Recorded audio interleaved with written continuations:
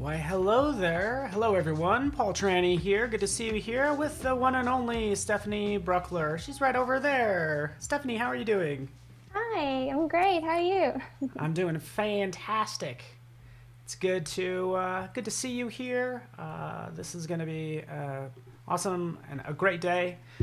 Work from home cookbook. That's what this title says. This is going to be fun, Stefanie. So you've live streamed with us before. Yeah, Tell me a little bit about that. Like, when was that? What was the scenario?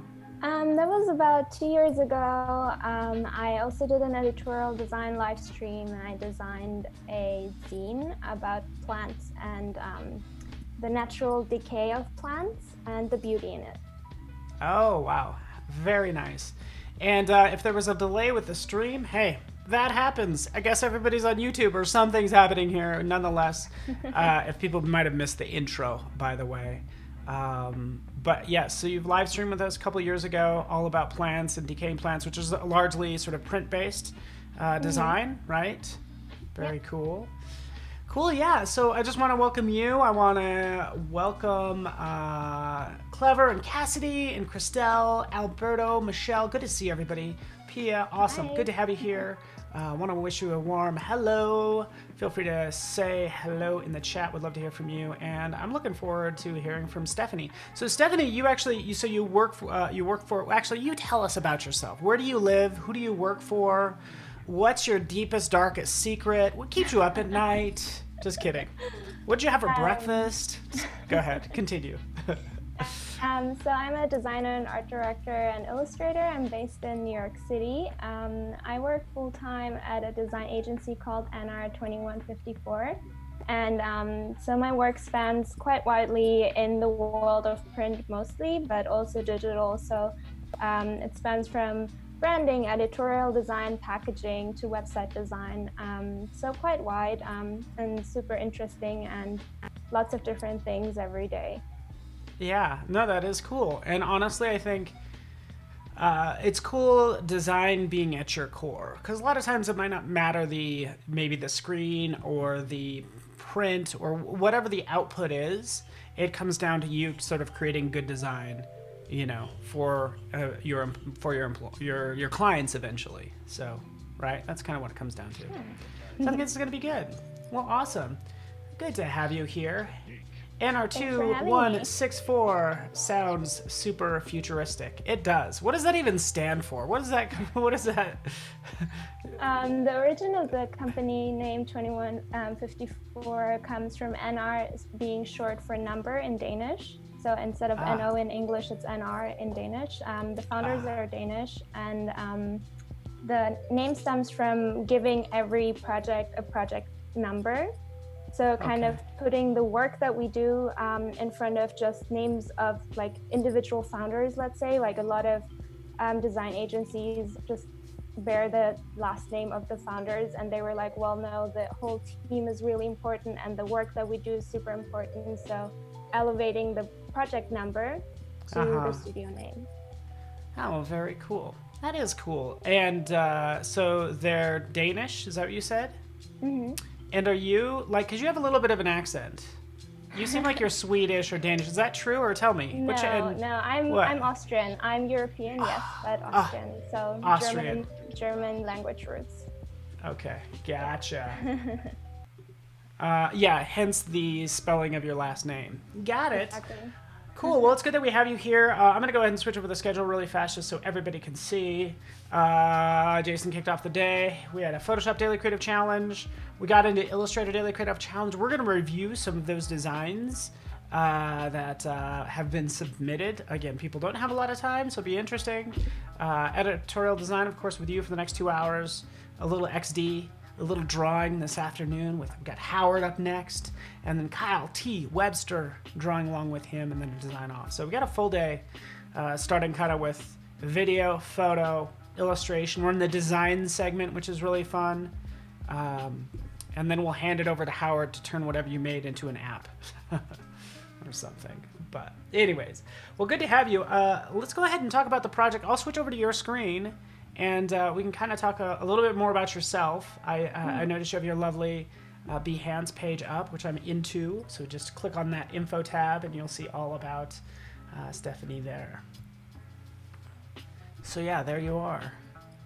Yeah, so as I said, like the projects that I do also work on at my full-time employer are really widely ranged. So today I was thinking of designing a book, because that's something we do a lot as well. There are always a couple books a year we work on. Maybe I'll just jump into one right here. So this one actually just launched recently in March. We all worked really hard on this, so it's really exciting to see it out. Yeah. And so what is that book? Live Beautiful. Is it like interior design or? Exactly. It's a book by an interior designer who traveled across the world to visit other people's homes and document those homes. And this book kind of gives you an insight into how people live, but also gives you tips and tricks on like how to style and decorate your own home.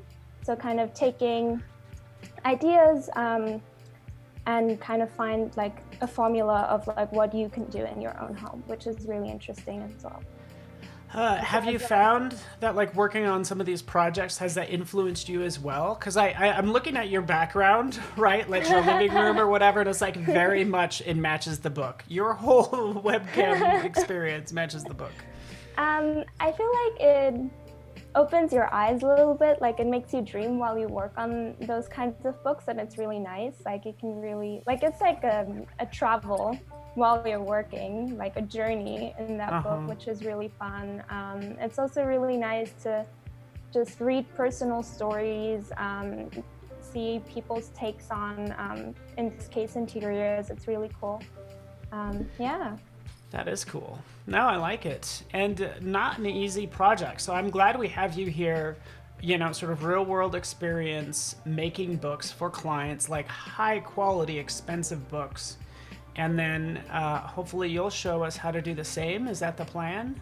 Yeah, so maybe I'll jump into what we're going to design today. I was thinking that since most people are now working from home, we kind of need to find a new way to eat lunch. And for me personally, like working in Manhattan, it usually has been like going to a lunch spot and grabbing takeout lunch, or sometimes bringing my own.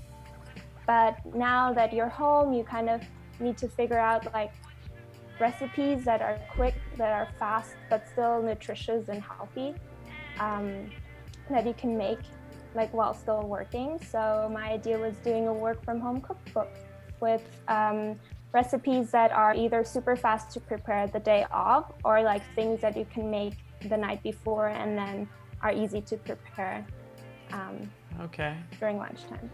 Very cool. Yeah. Into it. I have some mood boards here with some ideas of like layouts that I liked, image layouts, and then also looking at ways of highlighting things in text. The play on sizes I found really interesting. And then looking at cookbooks, also thinking how is the content structured. So I was thinking for each recipe, the ingredients would be listed on the side of the recipe, kind of like here. Yeah. But then I'm not entirely sure if that's what's happening in this recipe down here, but I felt like the way the ingredients seem to be spread out, it would be interesting to have them right next to the step where you need them, instead of having an entire list in the beginning and then having to go forth and back. Yeah. Go back and forth. Hey, can you hit, if you hit Command F, is that full screen in Acrobat? Nope. Oh, no, it's not. Okay, what is it? I don't remember, and I don't have it up right now. Command L. Oh, Command L. Yes. All right. Is that better? Can you see? Beautiful. Yeah. Awesome. Into this, and I think we could all agree, I know Howard says it as well, like, his diet's been brutal lately. We've all kind of struggled with this, which is why I'm really glad you're doing this. You know, it's like, how many different ways can I make Nutty Buddies? Which are just like, you know, peanut butter and chocolate snacks. How many different ways of eating them? And now I'm like, oh, maybe you'll show me how to cook them? Can I fry a Nutty Buddy? I don't know. Just different ideas. Mix it up. Yeah. The first week I was really struggling with like making the same salad every day for lunch, and I was like, I can't go on like this for weeks. Wow. It doesn't work. So still, that's like a salad. I think people would dream of making something healthy at least, even though it might get kind of boring. But I'm into it. Yeah, I want to hear all about this. I want to hear about flavor profiles, honestly, like what flavors go together and all that stuff, Yeah. Then, well, let's go through these mood boards first, because I have like one little thing I need to ask the chat and help me pick an option. So first, typography, I was thinking of something that is playful, because I want people to have fun while cooking at home. Like, cooking shouldn't feel like a chore, something that you're dreading. It should be fun. So looking at things where typesetting is interesting, where the type itself looks very friendly and playful, things like that. And then I was also thinking about like special printing effects, such as having a tip-in, which is an image that is on an embossed area on a card cover. And then also die cutting, so cutting pieces out of the paper that can reveal something in the back. That is such a good idea. I like the idea of having like a die cut. So it's like, this is the main ingredient, which is like rice, and the die cut just reveals the rice. So like, this is what you're focusing on for this dinner. And then you have the ingredients, and then you open it up and it reveals a little bit more of the dish and has the ingredients. I don't know, I'm just talking. This plan. Getting ahead. I'm getting ahead of myself. Yeah. And then I was looking at colors, so I was thinking of these different color walls. So either something that is like warm, almost like bubble gummy and fun, something that is a bit more neutral, but still has a few different colors in there, or something that is really the rainbow, like all over the place. I was wondering if the chat had an opinion and an idea of which option you guys all like best. Oh yeah, and by the way, that says A. I don't know if anybody, I don't mean to, we're kind of getting in the way. Let's kind of move us to the center. There we are. So these are the color palettes. Honestly, they look very similar. So it seems like for A, it's a little brighter. B is more neutral, like you said. C still is kind of bright. So I don't know. So overall, like, quite happy. I think the first one has more warm tones in it, so more pinks, oranges, purples. B is really more neutral, goes into more brown, beige tones, a bit of green or yellowish. And then C really goes all over. So there's blues, there's red, there's yellow, orange, purple, pink, all of it. Yeah. I like A. So we are just kind of covering the palettes, looking for what you guys are interested in. A, B, or C. We got kind of scrolling up now. Susie says B. We have 3 Bs. We have a C, we have a B, we have an A. Geez, I really like A. I vote for A, personally. A, B, C, A. Alberto gave you 3 A's. Yeah, there's a lot. The A's are rolling in. Yeah. Followed by maybe C. Should we go with A? I think so. I mean, it's your project. What's nice is you could always start out somewhere and then kind of switch it up later, too. Yeah, it's like, I can always add more colors later. Yeah, but I hear you, Cheryl. I think everybody who picked B, those are very sophisticated colors in the B palette. I feel like it's a little more sophisticated. And I think, your goal is to make this, like, approachable. Because, again, we're just, like, you're making the same salad over and over again. Like, let's make it approachable and not pretentious. Yeah. but, again, that sounds good to me. Cool. I feel like I'm telling you things that you obviously already know. Like, you do this for a living, which is why I'm so happy that we have you here. And you're going to be working in InDesign, so it's like I could literally like self-publish. I can come up with an idea, put that in InDesign, turn it into a book, and even self-publish on Amazon and other places. So I think this has huge, huge breadth of applications. Yeah, it's going to be great. And I think good to have like a real life example and show you how to set up this book from scratch. So I was first like sketching out a little bit how a grid could look like. I know this looks really messy, but just overall it often helps me to like sketch out roughly what's on a page. So I was thinking, oh, the recipe could be up here, like an intro or the title. Then you would have the ingredients and the text, and then you would have all the little images. And then I was thinking there could be a little what if bubble that says like, what if I don't have a certain ingredient? What can I substitute it with? So making these things really adaptable. Yeah. Thank you for that. Like, okay, so by the way, like I don't cook a lot. I like make cocktails and stuff. My favorite cocktail book I currently have is like, it's all about fancy cocktails in 3 equal parts, or basically saying, hey, you probably don't have this very unique Asian fruit. Here's what you probably do have, and this is what you could do with it. So that's why I like the substitution, like the what if. Yeah, that's gonna be good. Yeah, so I was thinking we could just set up the file in InDesign, kind of taking cues from my sketch of like column width and stuff, but we can have a look at that in the actual InDesign menu because that will be easier to follow. So we'll just create a new document.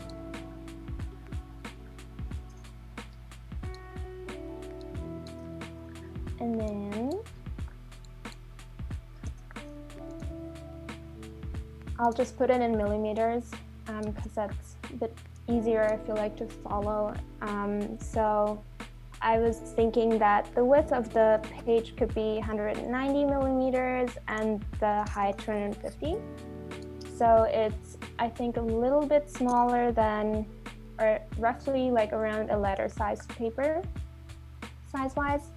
We want to have the pages be facing, because, you have a book, you have 2 sides, so we'll just design it the way a spread looks like from the beginning. In total, I think we'll need maybe 160 pages. Oh, wow. Well, I'm not going to design all of them today, but just roughly, I think when you're designing a book, what is important is that your page numbers need to be divisible by 16, because a signature is 16 pages. And a signature is like a block of papers that are going to be bound together. And then you have multiple of those, and then those are going to be made into the hardcover. If that makes sense. Yeah. I don't know. But like, so 16 pages is the minimum size for a book. And when you say page, do you mean a full page, like spread left and right side? No, like just the left-hand page, for example. Oh, okay. That's like 1 page. And then the right-hand page is the second. And then there is the reverse. Uh-huh. That's 3. And then there's 4 on the other side. So like one large sheet of paper has 4 pages on it. Yeah. So a signature is 4 sheets of paper bound together as like a tiny book. Okay. Like gotcha. Tiny booklet, and then multiple of those are bound together as like one hardcover. Cool. Got it. 4 by 4. I don't know if you could tilt up your camera a little bit. I don't know if you could tilt up your laptop just so we could. There we go. Just it was cutting off your forehead. There you are. There you go. Hi there. Good. Thank you so much. Cool. Yeah, this is awesome. Thank you so much for this again, coming from a professional. Continue. Yeah. So, and then column-wise, I feel like there could be multiple ways of doing it depending on how you want to structure your grid. I think it's always easy if it's divisible by 3 or 4. So I'm just gonna go with 8 columns. Just do like 5 millimeters wide right now.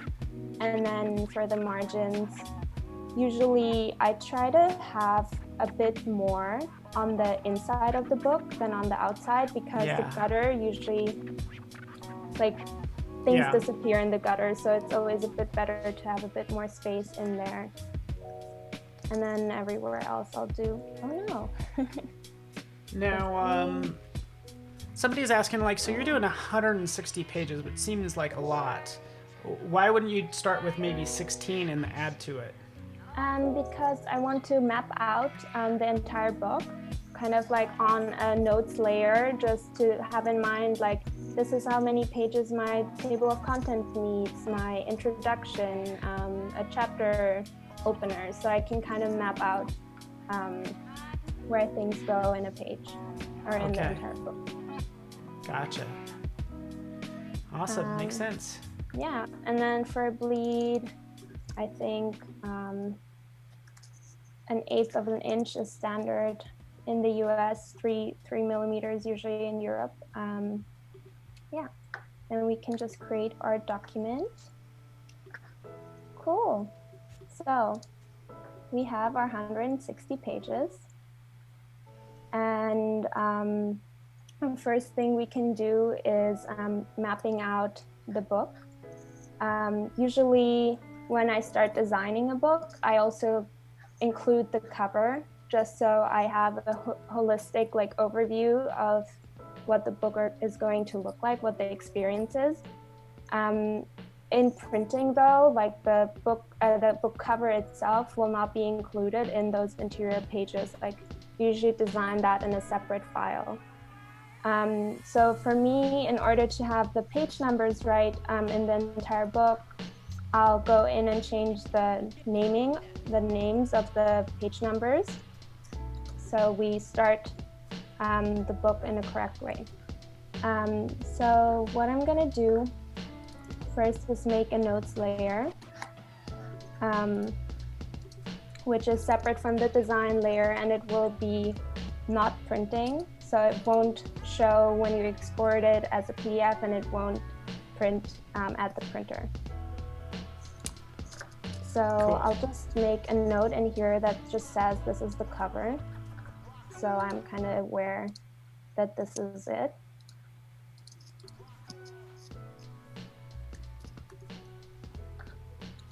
And that doesn't need to look pretty.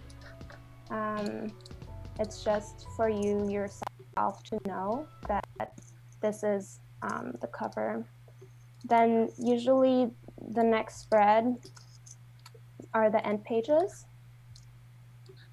which are also not part of the interior of the book. And then this page 4 is also an end paper. So kind of now we know that page 5 will be the page where we're going to start actually that we're going to include in the interior. I can change the page numbers here and say start section. So I'll just say that this starts at 1. It will give me a warning because it's not unique at the moment, but I'll rename the cover section. So I'll just call it, can add it here. So I'll just say that this is cover A, B, C. And that way I know that these pages are actually not the ones that I'll include in the final export for the printer. Yeah. So now we know here we'll start with the first page. And then I'll just map out kind of the sections of the book, how I'd usually do it. And then as a next step, we can go into adding the colors in the color panel, and then also define paragraph styles and master pages. So just say that this was the end paper, then this is next page will be the half title. That's usually the page on the book where you only have the title of the book without the author name or the publisher's logo or anything, so it's quite plain. The next page will be the title page, which has the entire information, and opposite of that is the frontispiece, which can oftentimes just be an image or a flood of color or empty. Next up, probably have the table of contents on this spread.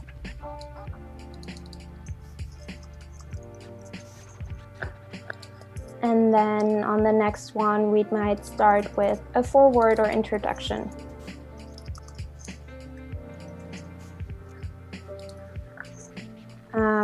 And the page after that could just be a continuation. And then we might actually start a chapter. So this could be a chapter opener. And then after that, we could actually start adding the recipes. So that's how I usually would go through the 160 pages. That's why I set up the file as 160 pages instead of 16, just to be able to map out the entire book. So I kind of have an idea of like on page 16, we would have already a recipe. And then on page 58, we would have another chapter opener as an example.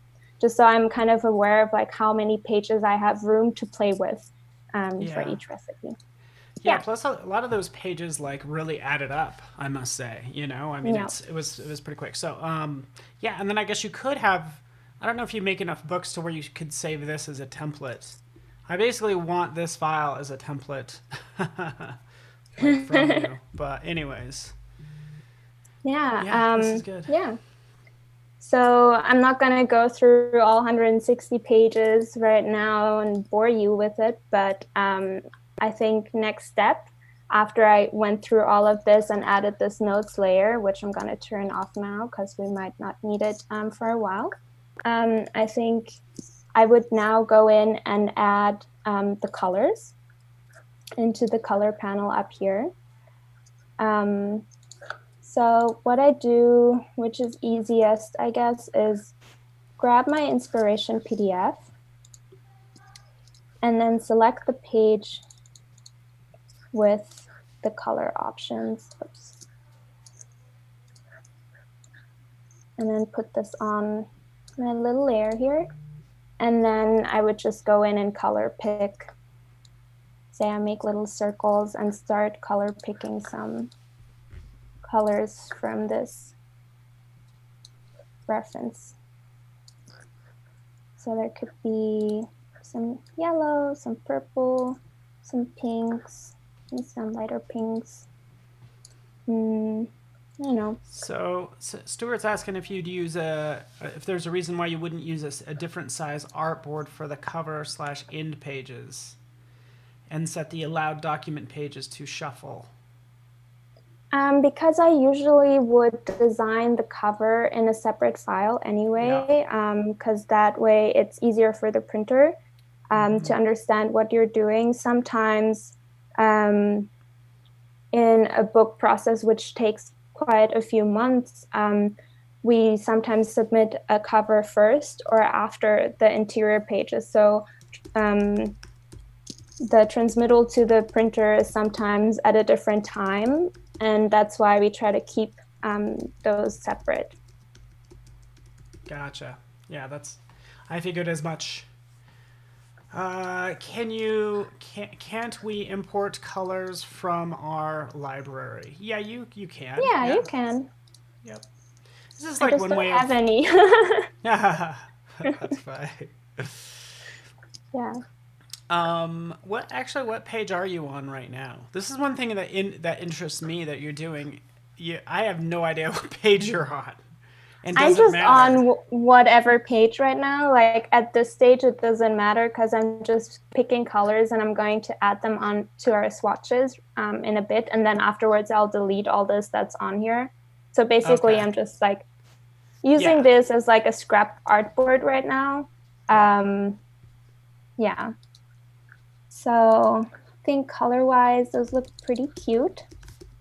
Hope they look somewhat approachable and fun. Next up, I'll just add them to the swatch panel. So what I did is like, I just selected some colors from images, I color picked them and then adjusted them slightly. And then I'm selecting the shape that has the color that I like. I go up here to the swatches and then click this little plus that says new swatch. And then you can either, like, automatically it would give you a color value for this. And then I can just say, could have a name which is lilac. And then I'll just add all color swatches here. So we have them ready.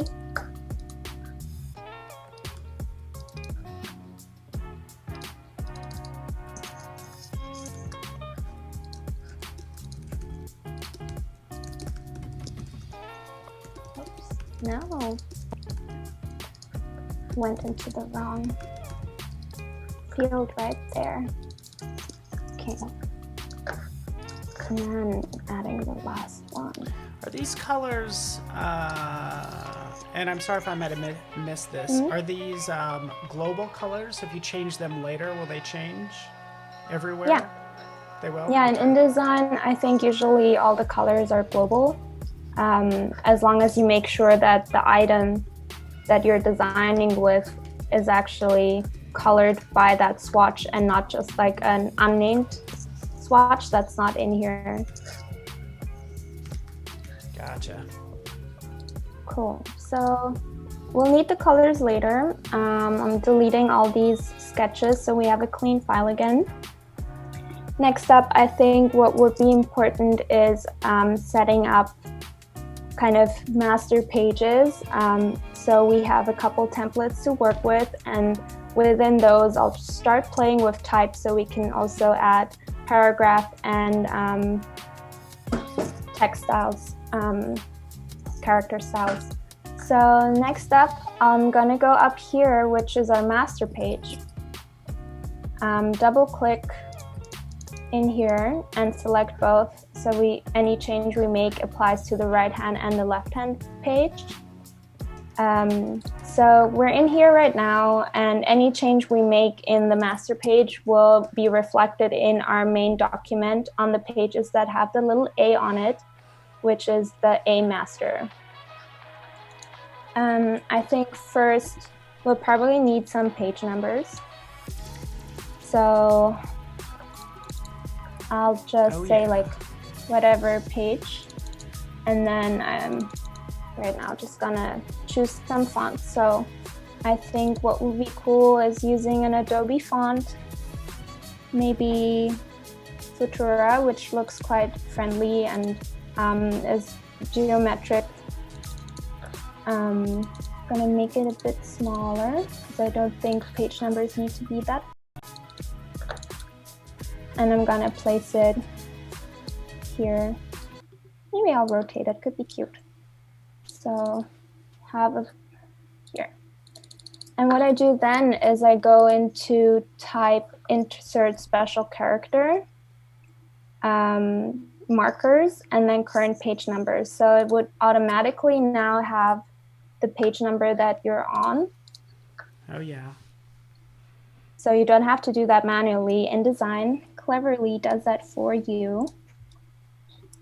You need to set the colors to CMYK or anything at all.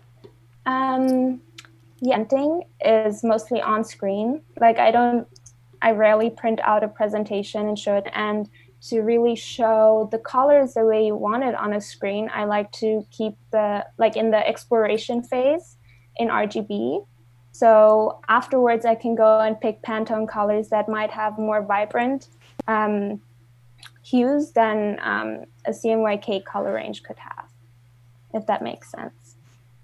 Yeah, that makes sense. So kind of like when I'm still in the exploration phase, like this is the color that I want. And then afterwards I'll be like, pick some Pantone colors that are vibrant and are close to what I imagine. Yeah. But cool. I try not to do that too late in the stage. Like I feel like oftentimes if you're designing a book, you might just design, let's say, a couple pages to have the client have the client understand where you want to go with this book. Sometimes that's 2-3 different options of the same set of pages. Let's say you design a chapter opener, like a recipe page, and maybe a table of contents or some text page. And you do that as 3 options or 2 options to show the client to understand the different routes you could go with this.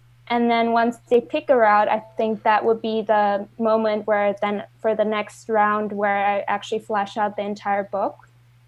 RGB value that I was playing with actually available as a Pantone. Yeah, cool. Yeah. Yeah, that makes sense. Thank you so much for that, for answering that. Of course. I'm going to be reviewing the Daily Creative Challenge designs in about an hour. So cool. An hour of work to you have 1 hour to complete this book. Okay. Just joking. Okay, let's go fast. Now, so I have my page to, like, I want to keep a blank master that just has the page numbers on it and nothing else. And then I also want to have another, like a recipe will be structured pretty similarly throughout the entire book. So I don't want to just be copy pasting the design if I have a book, and that might be faster. And you'll have less errors than sometimes with copy pasting, you might, move stuff, and this way it just will be perfect. So the B master is for the recipe. So I can just call this recipe.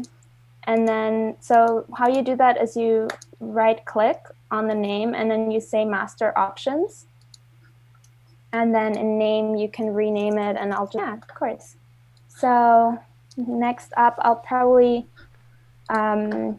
think about like a headline, kind of where my things will be, and a body copy text. So maybe I'll start here, define click. I can just insert placeholder text.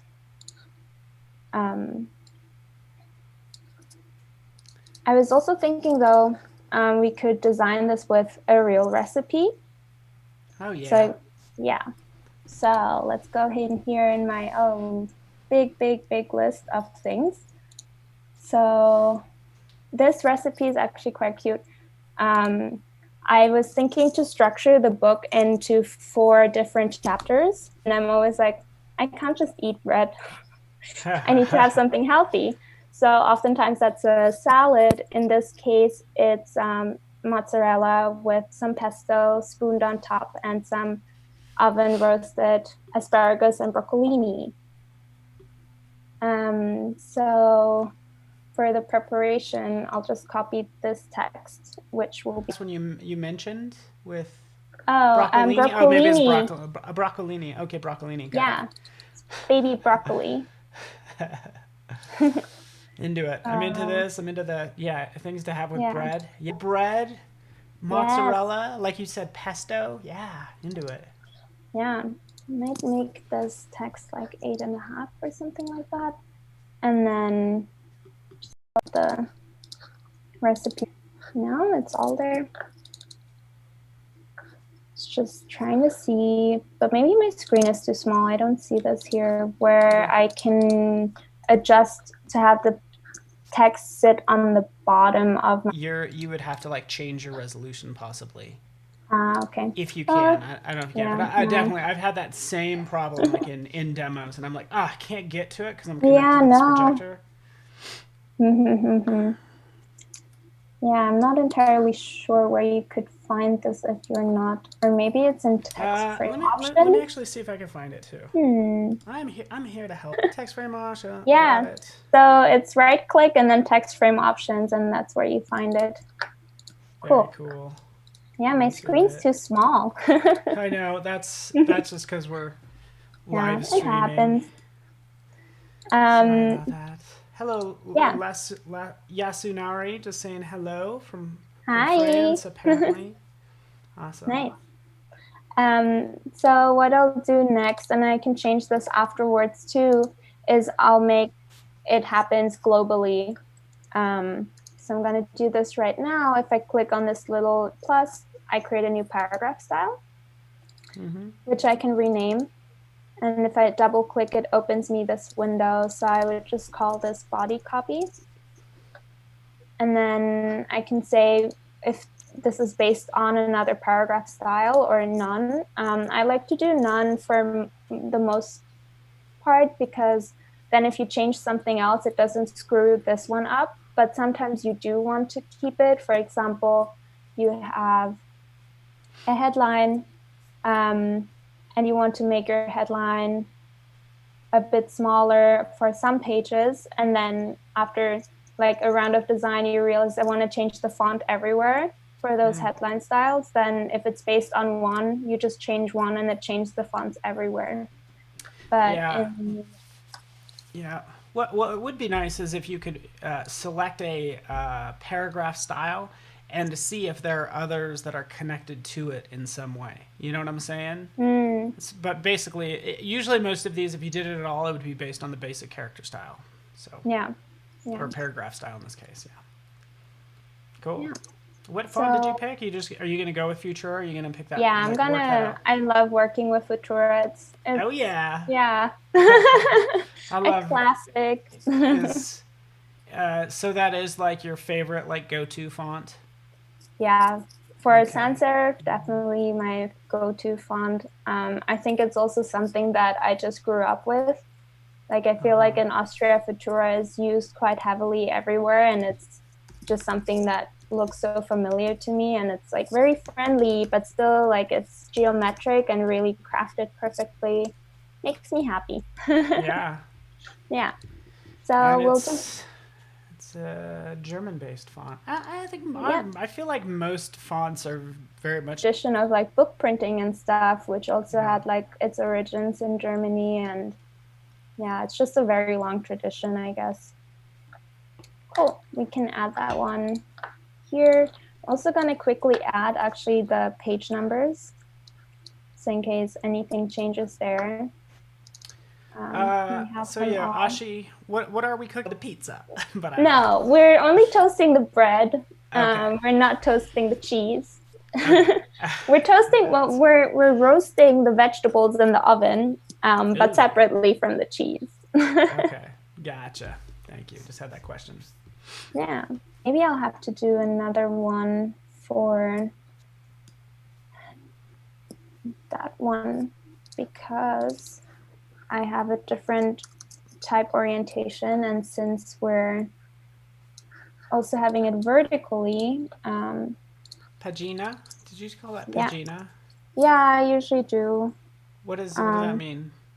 It means page numbering. No, Dutch thing or it's pretty well known. Thing. Okay, good. Hey, let's go with it. I'm not sure where it came from. Sounds almost like Latin or something, although I never had Latin, so I can't verify that that's true. But because what I usually do is that you have the towards spine and away from spine options for your alignment.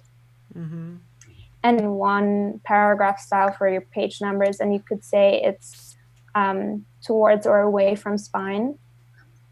So it would always be like, for example, if it's away from spine and on this side, it was always stick to this side.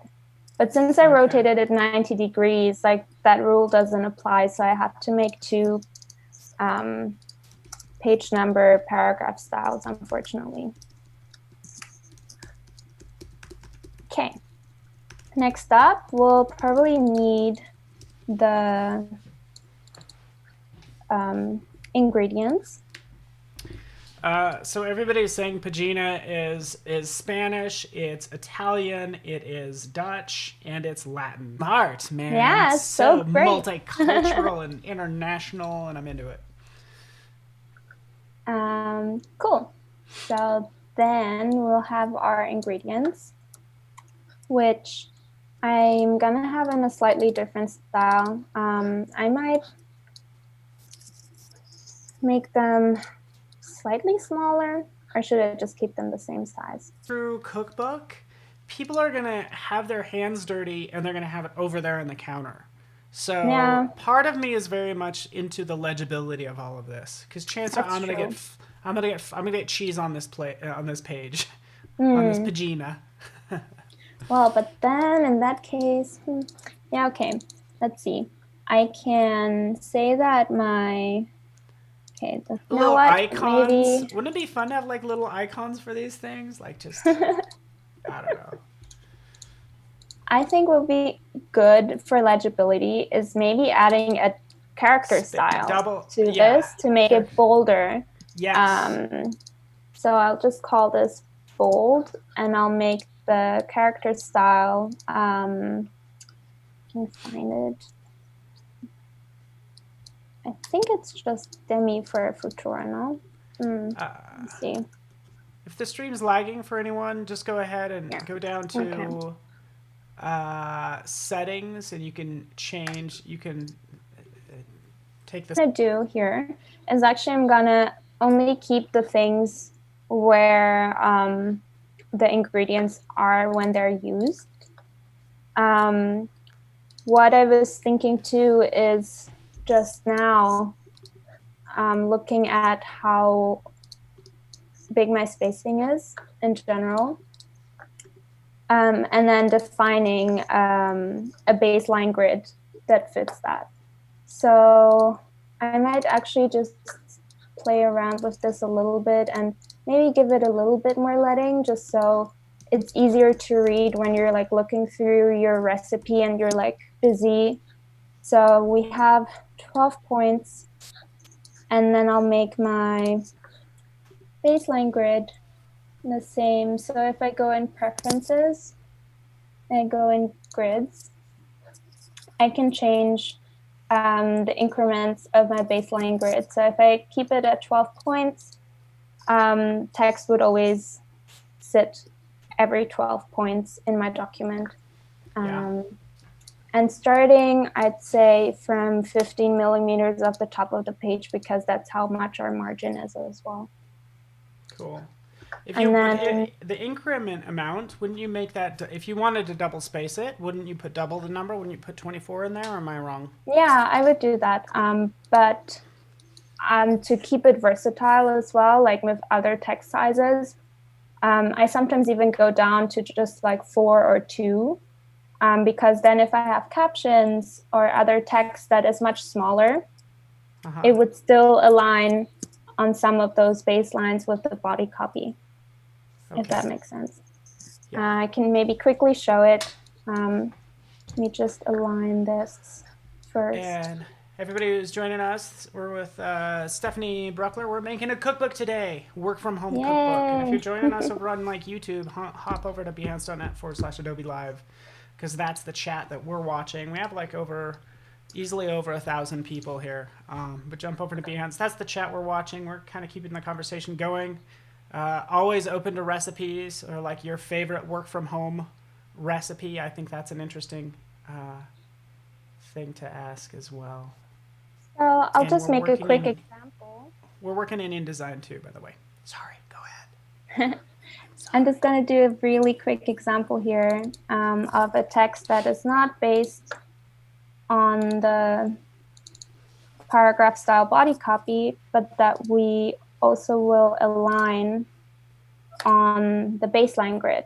So now I aligned everything to the same baseline grid as the rest of the text. And then if you go in, it actually does not, it's not the same, because it's not the same height, I guess, since it's a different font. So put in Futura. And then we'd have an alignment right here. So I scaled down our baseline grid to 4 point now. So we have, if your text is much bigger or much smaller, you'd still have moments where it would align, so it wouldn't look all over the place when it's next to each other. Oh, okay, cool, gotcha. Aligning that baseline with all the columns next to it. Yeah. Can you? I'm wondering if you could put more lines on the screen in general. I'm just joking. Is it already going crazy here? Yeah, I just see lots of columns. Do you ever just hide those columns like that? Yeah. There we go. Now I'm starting to clear a picture for this. What this looks like. No, it's fine. And I love it. Like that bold, that really stands out, man. Yeah. If you're sure a bold, into it. Yeah. So I'm just gonna. And I want to make this everything for the asparagus. Not a fan of asparagus, really. No. Well, you can use something else. Okay. Which is something that I'll add to the what if later. Also, like my measurements here are quite like loose. Like there's some salt in this, some olive oil, I love it. a handful, That's like whatever. a very technical term. Some. Yeah, yeah. I feel like, Some but that's salt. how it is when you're cooking. Like you're tasting, you're adjusting. Like I'm not a fan of like saying you need exactly like an eighth of a teaspoon. Like what is that even? Yeah. Yeah. Yeah, I mean, I think you do need a form of measurement loosely. Otherwise, some people be like, if it's some of everything, why do I even need this darn cookbook? It's just some of this vegetable and maybe not of another vegetable. Who knows? But yeah, I'm into it. This makes it very approachable. That's what I like about it. Okay, so let's see, where does all this go in? Oh yeah, the green sauce. You'll need parsley. Okay. To answer your question, you have about 30 minutes for the design challenge review. It's in the challenge tab if you're on Behance. If not, you're not going to find a challenge tab in YouTube. Cooking is not baking. Oh, that sounds like a controversial statement. What do you think, Stephanie? Is cooking baking? Is cooking and baking the same thing? It's definitely not the same thing, but I also feel like I think a lot of cooking is an people that like umbrella term. one like the other. Okay. Yeah. I don't know. I feel like baking is quite different because it needs to be precise. With cooking, Yeah. it can improvise way more. Okay. As I feel like, especially as someone who maybe doesn't have as much experience with cooking, it's easier to start improvising. Whereas with baking, you really need to learn more to be able to start improvising without it like turning out badly or like, bread not rising or whatever. Yeah, that's very Yeah. true. It's a lot more exact. Well, yeah, yep, into it. Or what Alberto would call it is baconing. That's what happens when he cooks. He calls it baconing because Baconing. baconing's in everything. I've seen your comment in chat a couple times. Yeah, so Felipe, I agree with you. Baking is part of cooking, but it's just a very exact part. I should actually start saving this. I can't believe we went so long in this stream without me saving this. Oh man, so sorry. It's fine. Usually I have like a reflex of like kind of checking Command S every like 2 minutes, but does not InDesign today. have file recovery, crash file like recovery? Okay, cool. Mm-hmm. I mean, I use Illustrator a lot. Illustrator is so good at it. It's so nice. If not that things crash a lot, but when they do, I always end up with my file. It never happened. Okay, we'll add a headline, and I'll make it really big. Because I want it to feel fun. And also my titles are like crazy.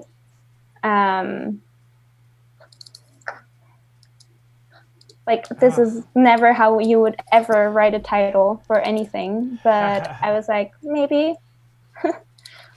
What I'm going to do though is have it not hyphenate. And then let's see. I would love to keep it bigger.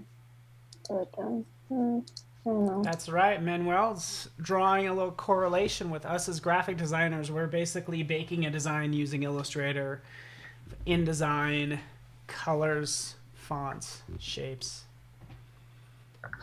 Throw it in a pan, mix it all up, and out comes the design. Pretty much. I'll add a new style here that's called headline, or maybe large headline, in case we need like a smaller one at some point. And then can maybe start playing with color. Maybe I'll make this a bit wider as well. Give it a bit more space and it's easier to read. I feel like the headline could be a color that could be cute. Yeah. So what recipe is this? This is the, okay. maybe yellow could be nice with that for the lemon. Cool. Yeah, and then the font's large enough that it could be a color and still be legible. Yeah, exactly. I feel like for the recipe itself and the ingredients, I would keep it black just so it is a bit more legible. And then I'll just add like boxes for images. Or I could actually maybe just add one in here.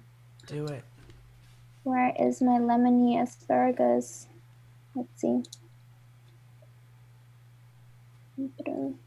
This might be, yeah, this is the broccolini, I think. Clever Devlin wants everything to be bacon. And yes, there probably is a bacon font out there, by the way. And I'm sure there's some bacon color. There you go, little asparagus. Yeah, that's the broccolini. Oh, that's broccolini? Oh, I'm sorry. No, there's also asparagus, actually. There's both. No, there's both. Oh, it's both there. Okay, they're like, okay. No, that's good. I've been tricked this whole time. I've been eating asparagus thinking it's broccolini. I was like, I hate asparagus, but I love broccolini. And sure enough, they're the same thing. How did you rotate that image so fast? Were you using shortcut keys? Were you rotating it? No, I wasn't rotating it. It was already that size. And then there's probably also a finished image somewhere. Yeah, here. The finished meal. There you go. Okay. I think it could be cute if we add borders to them. I think it could have a really thick yellow border to it. No, maybe not that thick. But oh, we just lost your your screen. Oh no. I'm gonna switch over because your head just got really big all of a sudden. All right, and we're back. I think the sharing control was right where I can change the thickness. Oh yeah. Because we got to look like right up your nose and everything. Oh no! I'm just kidding. I'm just joking. It was fine. Oh, it's fine. Okay, so have some cute borders.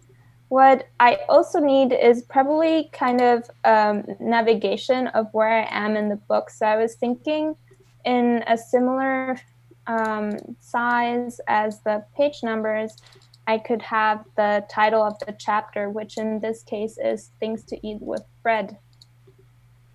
Oh, down the side. Okay. Yeah, so I'll rename this as, or maybe I can actually just keep it the same paragraph style as the page numbers. No, I'm deleting the wrong one. Okay, here we go. And then I'll maybe just keep it like further up there, centered.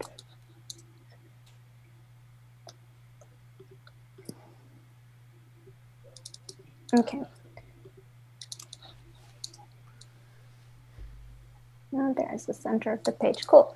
So I'll have that on both sides, just so when you're like browsing through recipes, you kind of know where you are. I think that's nice.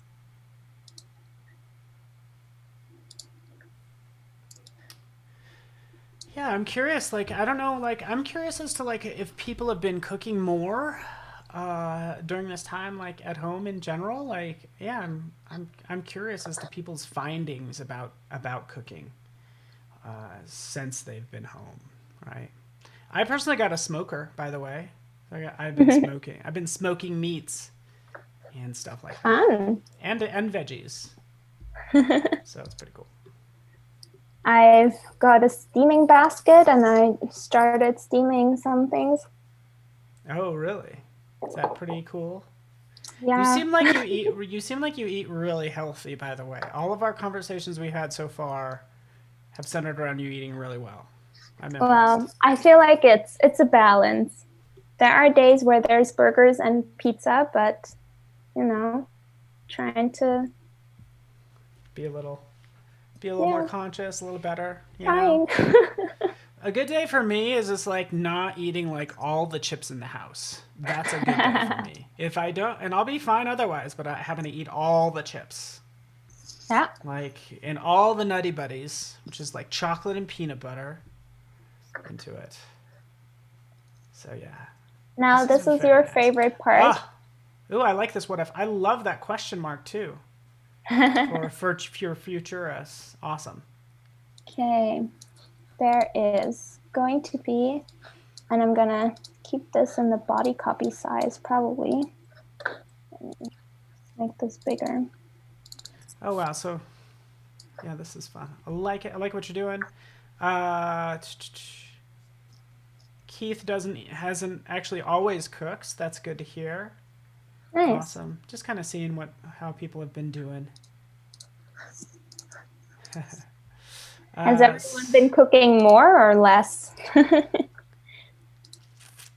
mean, I feel like I have. I get one of the box services. I get it's like Blue Apron. I get Green Chef, so they send you all the ingredients and how to make it. So it's super easy. That's fun. Yeah, it is. It is super nice. And then it starts to follow a pattern, and then you're like, oh, I was just following these directions, but it does teach you how to cook, which is awesome. So yeah. Ashley likes cooking, into it. Smoking has been fantastic, just so you know. Smoking doesn't really, you're not cooking when you're smoking, you're just adding smoke to it. It does kind of cook some things, but a lot of times if you're doing like, say, chicken wings and you want to smoke them, you have to finish them in the oven. So even for veggies, you got to finish them in the oven. Because it only gets about, at least my smoker only gets to about 200 degrees Fahrenheit. I'm gonna remove one of the what ifs because I feel like for most recipes, you're probably only going to touch on like one ingredient that you don't have or two. And then some of them, like the lemon that I just removed, could actually come up in other recipes as well. I don't feel like we need to repeat that everywhere. And it got really long because what I want to do next is I also want to add some fun shapes. So I have these drawn shapes that I could add around the what if. I'll just do a circle for now. Okay, trying this again.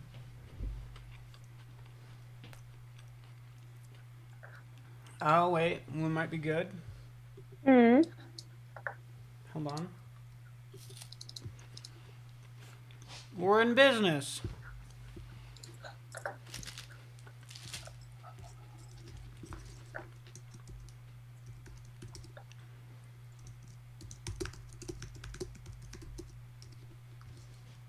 All right, everyone. I think we're back. Oh, yes. Awesome. Let me just double check. See everybody's. I can see. And everybody's cheering. All right, we're back. Cool. Yay. Yay, yay for backup servers. So just some issues with YouTube. We're back. So good to see you. Thank you so much for hanging in with us. Special thanks to you, Stephanie. Thank you so much. Of course. And Malik and Tia and Anita and Laura and Steve and Kara and Francisco and Kara again and Pia and Michelle, as I say everybody's name. So sorry about that. We're back now. I'm gonna let you take over. Like you. This looks like you've done quite a bit, actually. I'd like to kind of recap what you've done the past 30 minutes. It was so exciting. You guys missed it. It was so cool. Yeah, I think where we left off was with these shapes that I have here. And I hope those shapes don't crash the internet again. But so I dragged one of these JPEG files in here. And what's cool with InDesign is that if you have it in a box, like an image container, and then you select the actual image, as long as your JPEG is a grayscale image and it has, of course, if it's a JPEG, it has a background, a white background and isn't transparent, you can change the color. So what I did here is I just changed the color. Okay, so it's actually a JPEG? Yeah. And that you it's not a vector file. Yeah. It's not a vector file. Which is pretty cool. That is cool. That's like definitely a pro tip. Yeah. All so right. if you open it in Photoshop and it's set to grayscale and save it as a JPEG like that, you can afterwards change the color of your graphic in Very InDesign. cool. Yeah, so that's what I did. I also defined some more paragraph styles for this. And what I did here is I was like, oh, maybe that headline needs a bit of customization. So what I did is I just drew some rectangles on top of it to give it like some playfulness. Yeah. Because I feel like the what if should stand out a little. Do you think that the gold, the circle outline, and the text, the title, should be the same color? I feel like since the actual live text is already the same color, I felt like maybe playing with some more color, like some contrast would be fun. Overall, like I also started introducing this lilac on the images. So I feel like on a page there can be 2 to 3 colors at a time. I think that could be a nice palette. Okay. Yeah, yeah, that does work. Yeah. Yeah, and just kind of keeping it within that color range. Mm. And by the way, might I add, you had to keep in mind the color of the photos that you're going to be using when you, Yeah. because we picked colors in the beginning. We don't want Mhm. to pick colors just like at random. You did it with a purpose. You want to pick warm tones that will kind of match like the photos of the food. Yeah. Cool.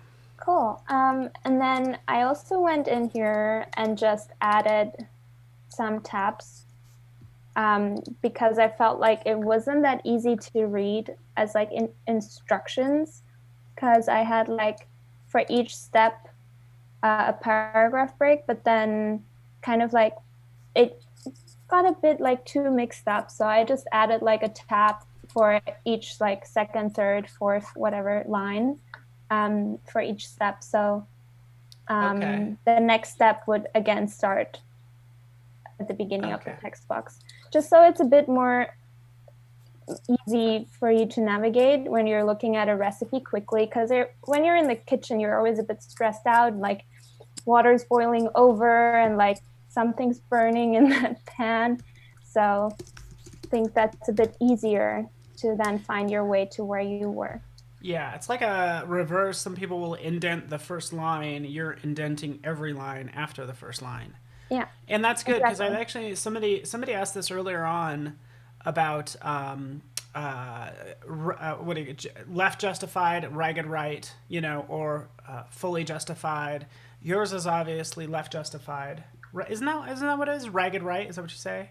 I don't know if that's It's an actual just term. it's left aligned because if you Left justify aligned. justified, then it's like or justify left, then it's actually all the lines go to the like right side, and then the Yeah. last one would go to the left. Yeah. And I would say in general that's going to be easier to read than justified. Yeah, I Right. think so. That's like a general rule. Even if you can get rid of the weird spaces, justified is just gonna be harder to read. Like the length of that line, having it jagged on the end just makes it easier to read. Yeah, I think yeah, the justified is just harder to read because it makes your eyes tired because like the entire text block kind of looks the same, and Yeah. the rag kind of helps you find your way back to where you were. Yeah. And it keeps it a bit Exactly. more exciting for your eye. So that's why like a lot of longer books are also left aligned because then you don't fall asleep while reading that fast. Yeah. Exactly. And there's a reason why you do the columns the way you do. Like, if you have text that's way too long, usually the general rule of thumb is like no longer than a dollar bill, Mm, basically. If it gets longer than that, it's gonna be too long because you can't track back to where you were. This is just yeah, common for me, sense things that you do all the time as a designer. yeah, for me, the general rule for text length, and it depends on like how long your text is, if it's a caption or if it's a like a long body copy, it's like not longer than 10 to 15 words max in one line. Okay. Because like I would try to be around like 10 is ideal. If it gets longer than that, it's often like harder. But if you, yeah, it depends on how big your text is also. Yeah, like if you're using German, that's only like 3 words. Yeah, Just kidding. exactly. Yeah, cool. So this is our recipe master.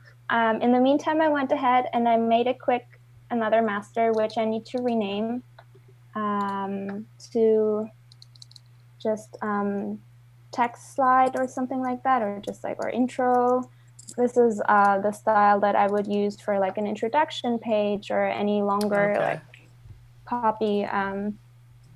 And I was thinking it would be actually fun. So I'm using the big headline style that I have in the recipe pages for this. And I thought it would be really fun to add like small images in between the text. So if this was an introduction to the book, I'd probably talk about like, you know, how meals need to be fast to make and like that you can switch around ingredients and it will still turn out awesome. So I was thinking maybe I'll be touching upon certain ingredients or certain meals, so then these placeholders could be where small images could live. Yeah. Now you have that just on top, right? Those box are on Yeah. top. You So, could actually paste an image inside of the text too, right? yeah, I mean, you why can am I telling you this? You know this. Sorry. You go. you can Continue. definitely do that.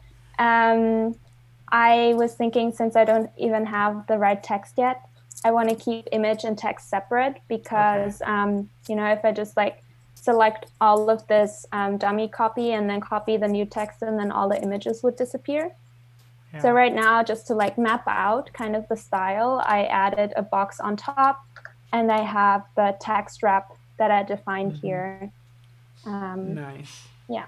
Got lots of questions actually in chat. Yeah. You know, what's the size of the font? I'm not sure when Anita asked that question, by the way. This is 32 point right now for the And then for your large. body copy, was that like 10? I have 8.5, I think. 8.5. Yeah. Okay. Gotcha. How much would you charge for a 160-page book?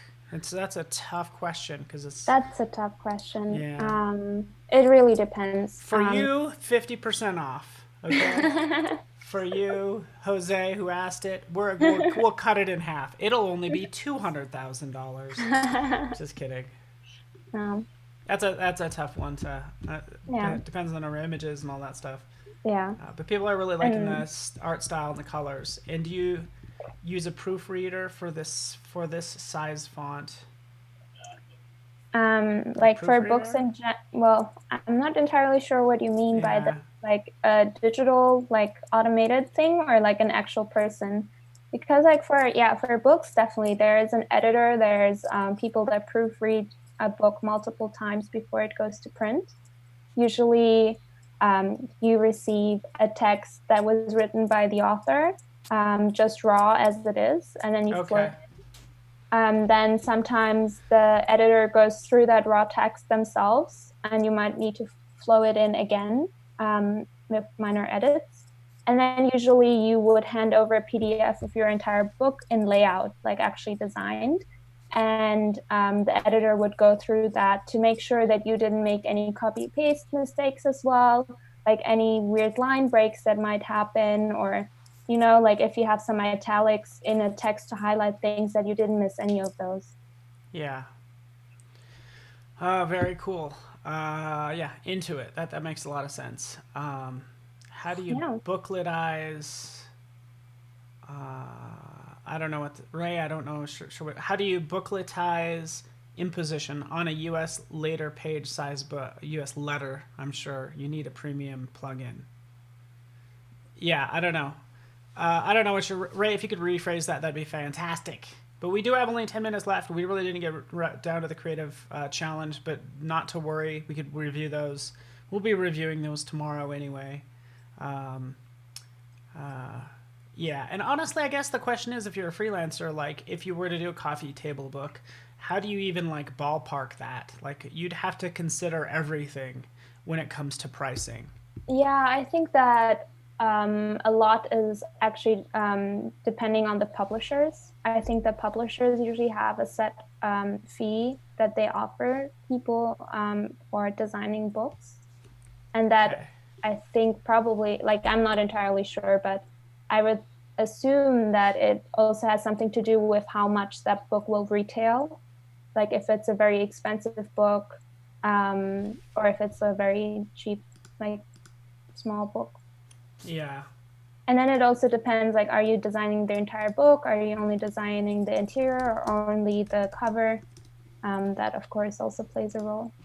Yeah. And then I would say in general, like, whatever figure you come up with, make sure you include all your expenses and taxes and all that stuff. So it's going to mean increasing that number by like 30% to cover. Yeah, And it might vary, but yeah.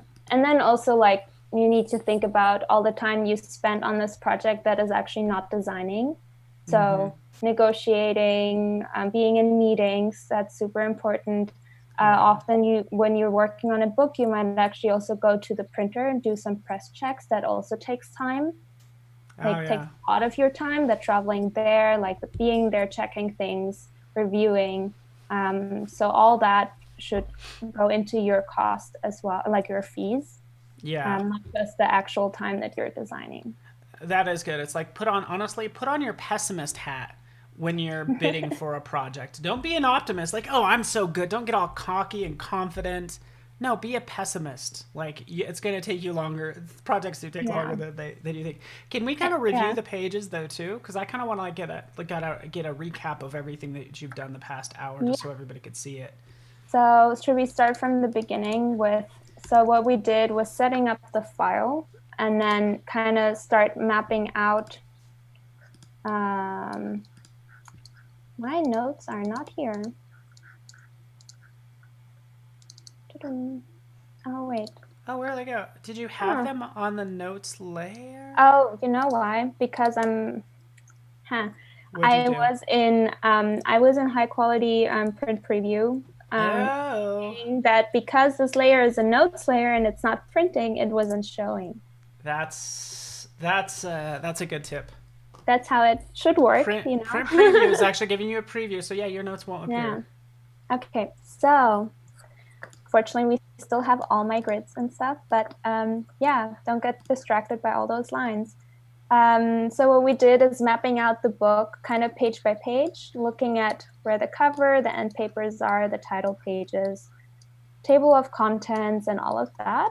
And I usually do that in a notes layer that is non-printing. So if I go into the preview, those notes will... Do you put little notes to yourself like, you're doing a great job. You're a great designer. It's going to look great.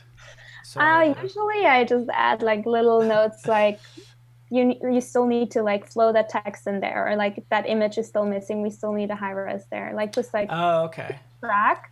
Like oftentimes when you're working on a book, you receive images that are low res, so that your file, of course, when you're working isn't that big and it's like faster. But then once you get further into the project where you're almost handing it off to the printer, you'll have to add high res images that are like, in the meantime, most probably the person who took those images will have them retouched as well.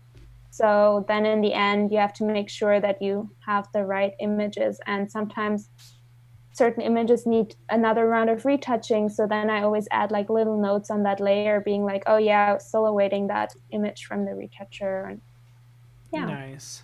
No, those are good tips. Just little notes, things that you might forget, and just anything to keep you from screwing up. Somebody does mention Book Design Made Simple. I don't know if you've heard of that, but Anita posted that in chat, and I thought that was kind of interesting reference. I don't know if you are familiar with that book, but it might be a good reference too. Yeah. I think these live streams are a good reference. So even though, that's a good question. Even though I'd have to check. You could actually watch most of the replay. We'll have to take a look at that. Good thing we have you back tomorrow, which is awesome. So we could, pick your brain some more and make you a design on the fly and tell you about all of our favorite foods again, which is usually going to surround bacon. And then we'll do some trouble. Hopefully, we'll have to do some troubleshooting with the internet or YouTube or whatever. But it looks like, show me the actual design pages. Yeah, so we set up master pages, which I basically started designing. So it's just easier than to like duplicate them or apply them on the actual 160 pages. And then you can just like pop in the new text, pop in the new images. So it's just a faster workflow. And then also this intro text page. And then tomorrow we'll look at chapter openers. And hopefully we'll also get to design the cover if there's time. Yeah, Let's do the cover. Yeah. Would love to do the cover. Would love to help out. Definitely got a brain trust of people in chat that will give you their opinion on Yeah. what they think looks good. And they're also great at translating phrases, as we realized today, too. Yeah. So that's Also, awesome. we'll need a name for the book because there's no set name yet. Oh, there isn't. That's right. There is not.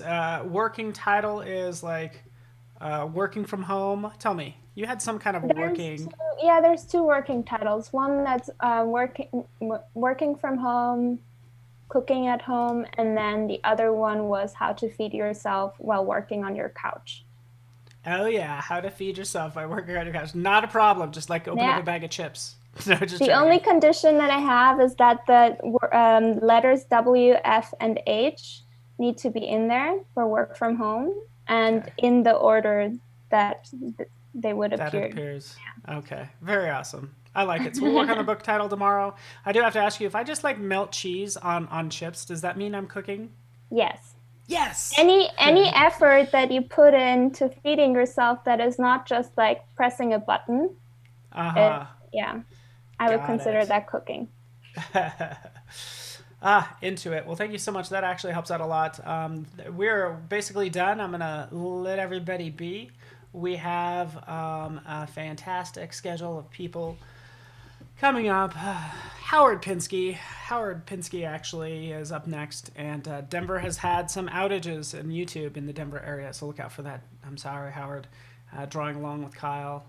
Voodoo Valgus take over at the end of the day, which will be fun. So thank you. Thank you so much, Stefanie. You've been fantastic. Thank you, George, Cassidy, Val. Thank you. It's always cool hearing from a professional like yourself. So I'll let you go. Thank you, everybody. And we will have Howard up next. Thanks, everyone. Thank you.